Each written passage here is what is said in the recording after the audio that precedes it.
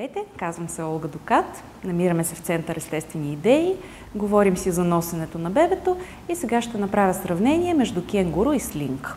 В момента върху мен е едно кенгуру и едно бебе, което е горе-долу с размера на бебе на 1 месец. Какви са недостатъците? Ако погледнем бебето, първо главичката няма добра подкрепа и ако правя крачки, тя има възможност да се размества и да се клати. Затова по принцип кенгуру не се препоръчва да се използва за бебета по-малки от 3 месеца, които нямат добър контрол върху главичката. Второ, гръбчето.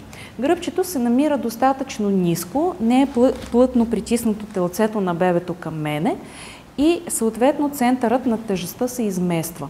Тежестта пада на долната част на гръбнака на бебето, което създава повече предпоставки за по-голямо натоварване на гръбчето и възможност за неговото изкривяване. Крачетата висят надолу, те не са широко разкрачени, базата е тясна.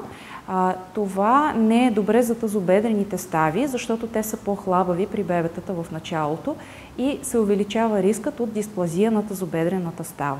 Това е от гледна точка на бебето. А от гледна точка на родителя, какво се получава?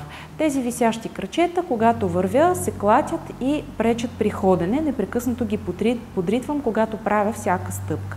Бебето не е плътно притиснато към мен. То е по-ниско долу и ми се налага, заради изместения център на тежестта, непрекъснато да се извивам назад. Това натоварва повече болки в гърба, повече умора. През рамките са тесни, те се врязват в раменете, тежи доста повече, т.е. както преди 3 месеца не може да се използва това кенгуру, така и на 6 месеца горе-долу, когато стане бебето, става твърде тежко и твърде неудобно за родителя да се използва. И сега бебето е в слинг, нека да направим сравнението. Първо, главата. Добра подкрепа на вратлето, гръбчето. Бебето е плътно притиснато към мен, тежестта е разпределена от едното до другото коляно, върху целите бедра и дупе. Гръбчето е много добре подкрепено, не се изгърбва по никакъв начин, можем да проверим по всяко време. И за самия родител.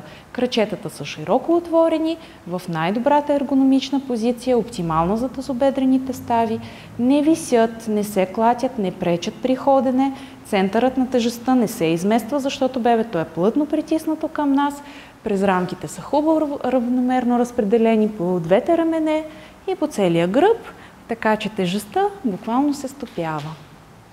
Ето как при тази ергономична раница се избягват недостатъците на кенгурото, въпреки че изглежда също толкова добре и е също толкова лесна и удобна за използване.